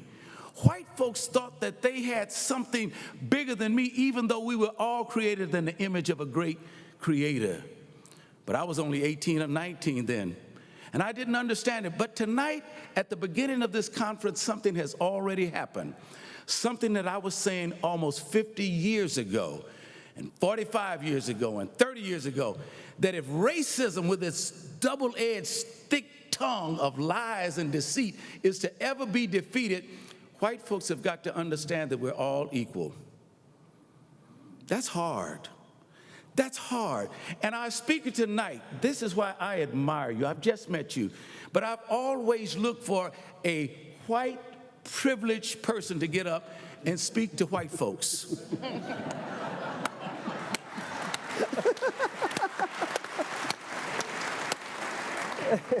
Gail Stevens empowered me. I stopped talking to white folks. I needed that breath at the end of my life because they were calcitrant in their own lives. We deserve this. We are this. And I was dean of 3 universities.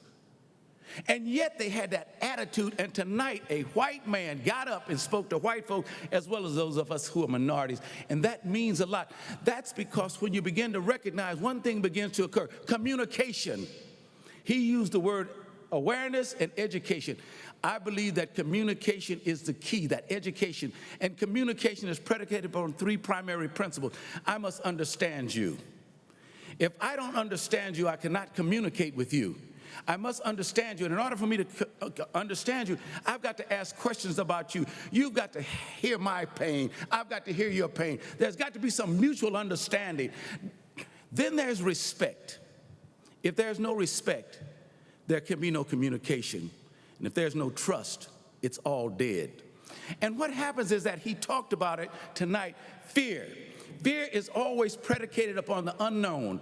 And a person that is fearful is ignorant. I dealt with ignorant people in '59 in Mississippi and Alabama. Ignorant people, not stupid. Ignorance meaning they just didn't know. He talked about fear. Fear is so endemic that when you hear about fear, fear is what we don't know. And you don't know somebody unless you understand them, respect them, trust them, and you can't communicate with them. So this conference is already setting a precedent by having a man of this caliber, by having a mayor stand up. I never thought I'd see Barack Obama, and I traveled with him in 2007. And when we went to the Iowa caucus, they were laughing. And we were laughing too. We said, man, nobody's going to elect a black man. Who believes that crazy? We're out there in 2007 freezing to death in Iowa, and the caucuses were meeting. We said, let's just believe. And he got up, and the next thing I know, people began to open up because they began to what? Understand him. They began to respect him. They began to see something that was really real. He was transparent, he was open, he was honest, and that's where the real communication starts. When we can be honest, when we can be open, when it's just not you can't legislate racism away. It's impossible, but we can change the feeling inside, the heart, to look and understand what people go through. Every time he talked about another young lady being murdered, every time there was a certain sense of understanding, a certain sense of cognitive renewal. That's what this conference is about. That's what this summit is about. So I applaud you. I applaud this city. It's renewed as I listen today, my own battle. I was in Ferguson. I was in Baltimore. I was in New York. I see the Trayvon Martins. I see the murders that are going on. And sometimes when Andy Young and I get together, we wonder, was it worth us going to jail? Was it worth getting whipped? Was it worth? We kept talking, and every time, here's the thing that must be changed if Winnipeg is to do and become the place. The system must change. And systems don't change until people change. And people don't change until they communicate. And people don't communicate until they want to understand, care, love, and are compassionate about one another. And that's what this speaker was talking about tonight. He opened up in his own eloquent way and said, let us make a difference. I was through talking to white folks. Because as soon as they left, it was like a Frankenstein movie for them. They looked at the movie, they trembled when that black man was talking, and they went out and did the same thing. If it's to change, Mr. Mayor, Mr. Premier, I believe it can. When people such as you, when leadership takes the responsibility, legislatively fine, they're even changing the voting laws right now as I speak tonight here. It's got to go back, and it's going to take those of you working along with the indigenous people. I love what they said, the communities coming together and listening, understanding, accepting, having a mutual kind of concern, compassion, so we can go from denial to deliverance. Deliverance from our own myopic kinds of feelings, the things that are destroying the nation. And guess what? Our children are watching. Our children are listening. That social media is so powerful. So what comes out of our mouth, what comes out of our attitude, how we look at things is going to be so important. So Joseph, let me just thank you. You've seen down there when we were down there in New Orleans and Katrina hit. You've seen it and you've seen it here. And Winnipeg, I applaud you. I sincerely applaud you because you've renewed my faith in people. I was thinking that it was just about gone because people had become so selfishly myopic in their own narrow hatred and bigotry and white supremacist attitudes, and it bothered me. I was there when Malcolm X spoke. I listened to Malcolm, Fred, and I listened, and then I saw him killed in '65. I'll be 75 years old my next birthday. So I've seen it at its core, but tonight I find hope. And when people feel hopeless and when people feel powerless, you've got a problem. And the best way to solve a problem is to face it through communication, understanding, respect, trust, concern, and you be the one. If everything is coming your way, you're in the wrong lane. Let's get in the right lane. Are you with me? Yeah, I can't hear you. Amen. I can't hear you. Amen. We can make a difference in this city. We got to make it. It's on your shoulders. It's on your watch. It's your time to make a difference. You set the tone for Canada. Set the tone for Canada. Be the role model for Canada. Be the shining light to make a difference. Thank you. Amen. Powerful. Yes. Okay. Yes. Okay.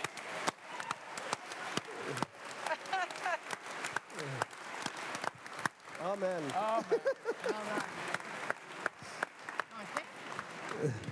That was when I tap dance, I guess. Oh, man, I got caught up. Great. I didn't see the lady.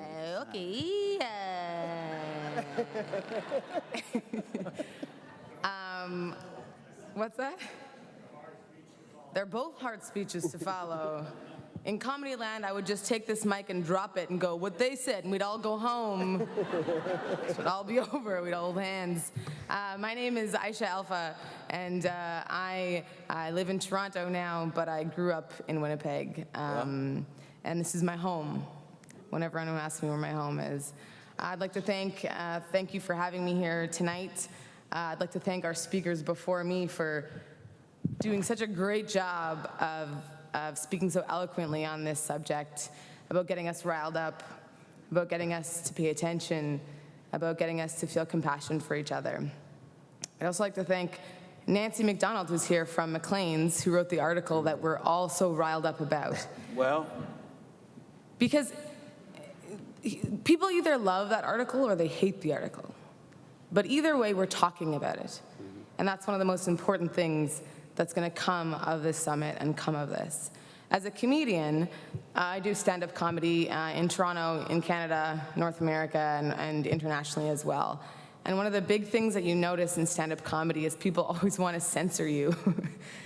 And it's hilarious to me because comedy is one of the best ways we can talk about the hard issues. If we're not talking about these things, they get swept under the rug. And under the rug, nothing gets solved. Speaking about the missing and murdered Aboriginal women, I'm tired of hearing it called missing, like it's an accident, like we lost them somewhere. And it makes me very emotional. Well. Very emotional. Because it's not okay. And for us to think that it's some other kind of person, some other class of human being. We treat animals better than we're treating those women.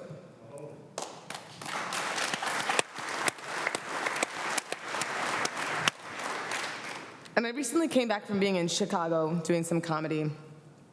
And as we all know what's happening in the States, there's a campaign for Black Lives Matter. And people ask, in Canada, racism doesn't exist. And I laugh, like it must be a joke that they're telling me. Because racism does exist here. And now I come from a family where we're diverse. My father is a black man from Nigeria. My mother is probably the whitest person I've ever met in my life. And I think when people see our family, they think that perhaps a ghost and a shadow made love, and this is what happened. Ghost and a shadow. I like that. Well, teach. So I've grown up in an environment where love in difference is what we're in. We live in that. I didn't know that I was different from my mom or my dad growing up. I remember going back to Nigeria. I was born there, but I went back when I was older, and walking down the streets and hearing the kids yell out, "Hey, Bo," which means, "Hey, whitey," which I had never heard before in direction to me, because in Canada, I was considered the black friend. And I remember talking to my brother, Smile Alpha, who you all know from CBC, and saying, it's funny how we're the same person, but when you go into different environments, we're considered different racially. And he said, he had this analogy that if you have a glass of Sprite and you put a couple drops of Coke into it, that's the dirty glass. And that's how we were described. There's something different from us. When people see us, they say, "Oh, what's your background?" And I'll tell them my mom's half. The half of me that's my mom is white. She's from rural Manitoba. She's French and she's English. And everyone says, "Oh no, that's not what I mean." Huh. Well, tell us about your dark side.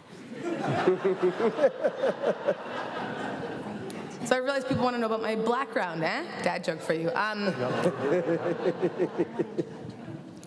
But when I talk to people in the States and they say, so how have you been treated differently? How have you experienced racism?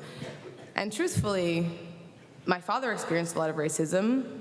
My mother experienced racism when she went to Nigeria in different ways. I know that firsthand, my grandmother was very racist towards my father. She didn't want my mother to be with my father at all. When they came home with my brother, who was the first grandchild born, she said, "Isn't that just the cutest little Negro I've ever seen?" But she didn't say Negro. yeah, well. And that was coming from a place of love. So when they ask me about my experiences with racism, I hear a lot of stories.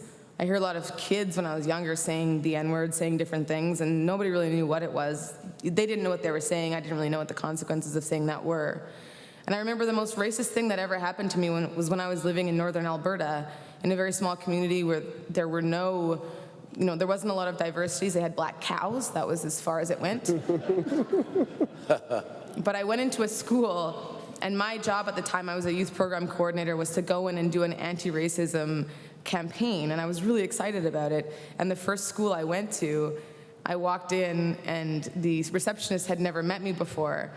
And I said, "I'm here for the presentation." And she looked scared of me.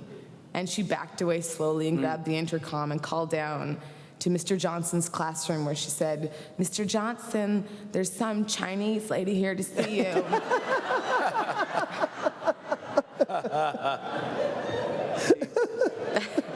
That's the racism I've experienced in Canada. But the problem, I think, that the difference of racism in Canada versus in the States is that what I've seen is that racism in the States is obvious racism. In your face. Right in your face. Racism in Canada is subtle and systematic. So people don't know that racism is happening. People don't know that they are being racist. When we describe someone as an Aboriginal person, for a story that has no bearing on what someone's background is. When we talk about someone being black, a black guy, my black friend Jim, can't it just be your friend Jim?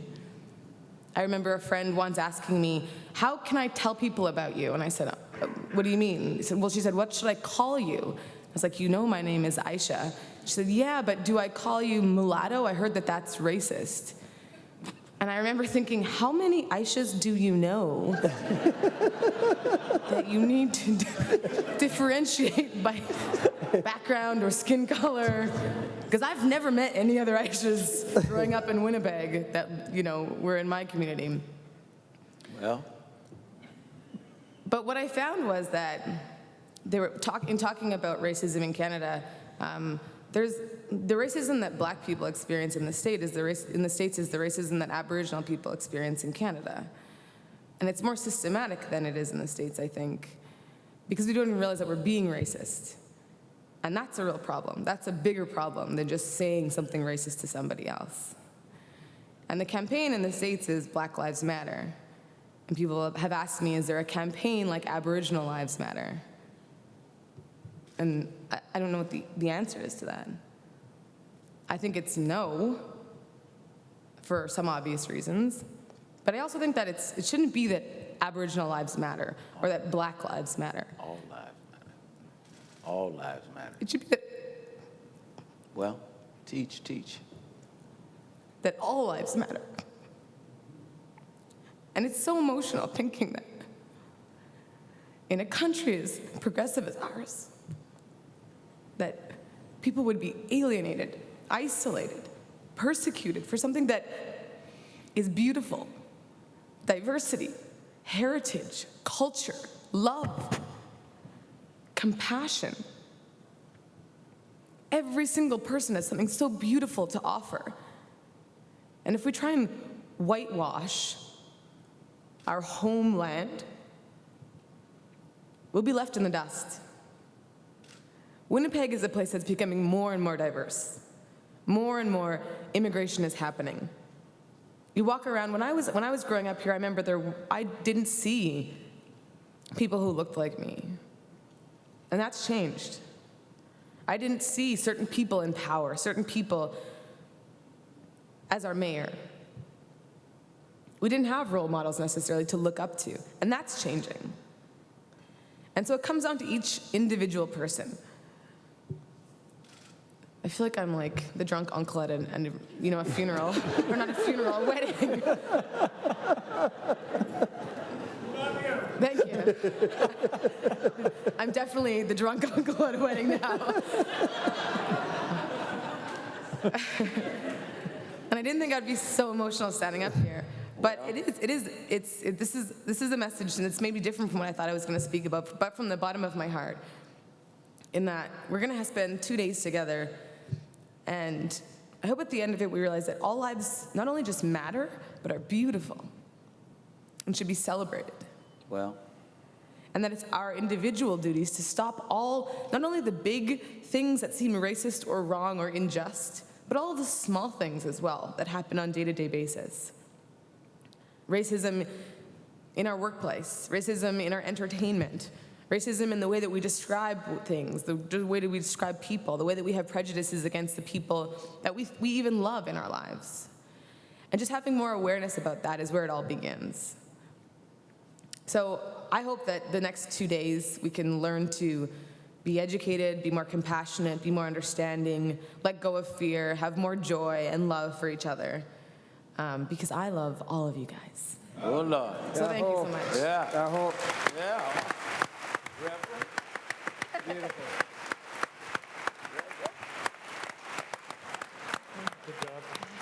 Thank you very much. Thank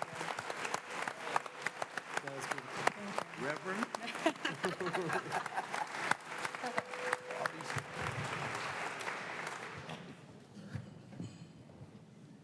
If you leave comedy, get to church, you'll be all right. Wow. Get a couple of hallelujahs, you get paid. So I'm not the mayor. What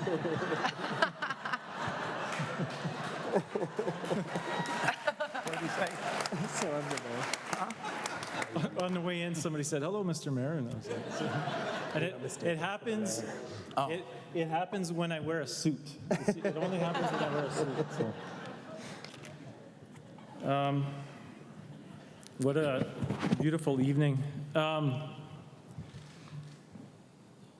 I wanted to respond to Joseph's beautiful words by sharing a story with you, a story about a process an organization here in Winnipeg went through, the Manitoba Museum, where they worked with a group of elders from Manitoba to create an exhibit on treaties, to talk about the relationship between First Nations and non-First Nations in the province, in Canada, really.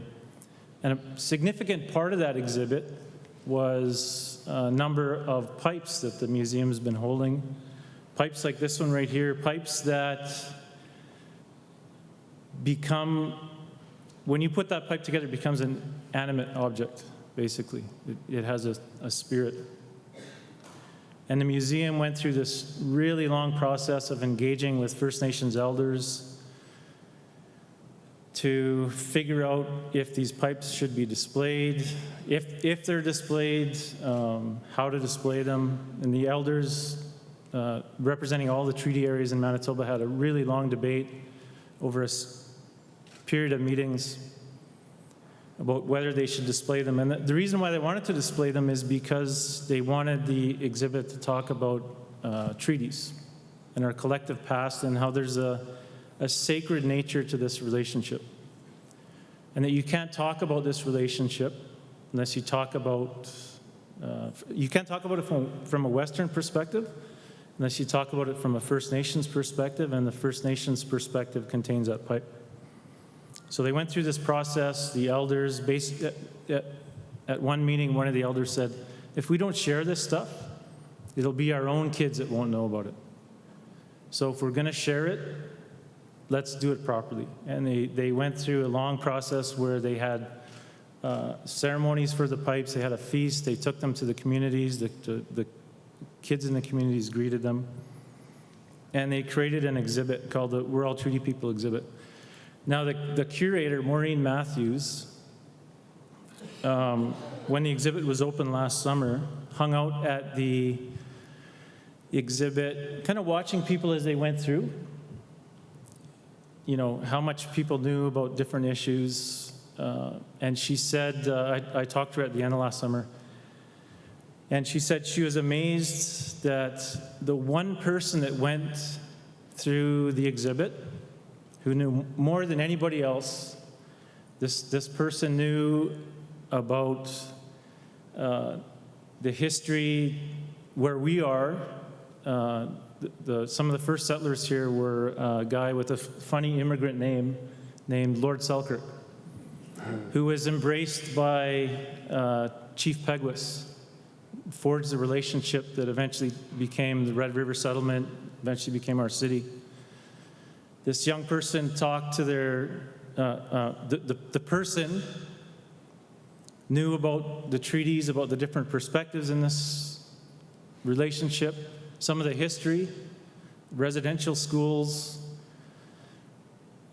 And the person that knew the most going through this exhibit was a 9-year-old girl,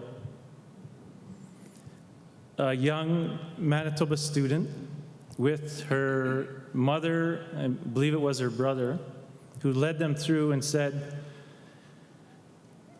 with an understanding of not only the truth of what has happened to us collectively, some of which we know has been pretty horrific, but also with an understanding of the hopefulness of what the relationship in Canada between First Nations and all other Canadians should look like.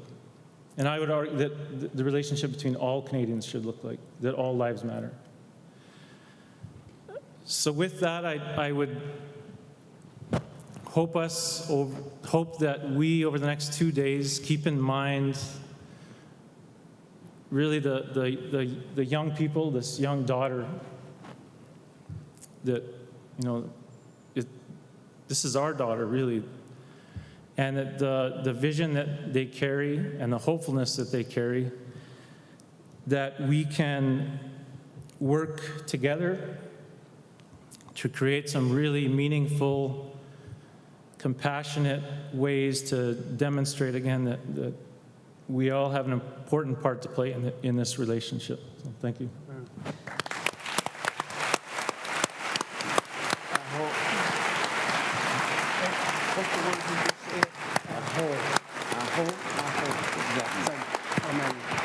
Amen. It's a native word. I'm so glad we're here together. This conversation tonight, if this is just a glimpse into what tomorrow is going to be like, we're all going to be richer for it. Our community is going to be a lot richer for it. You know, we called this summit One, quite intentionally, because we sink or swim as a community together, and we all are in this journey together. Let's give these guys a round of applause again. Incredible, incredible. You're amazing. You gotta give me your info. We'll need to get in touch. Come down the block in New Orleans and visit us. So I'm not the treaty relations commissioner. Yeah, I know. What was that? All Métis people look alike. No, we all look alike to you, right? I just thought there were two white guys. Anyways, so can I ask something of everybody? Everybody in this room has something to offer.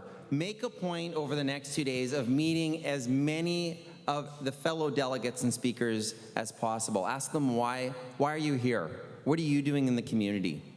And then when you leave here tonight, talk to your kids, talk to your family, your friends about what happened here tonight, what you're hoping for tomorrow.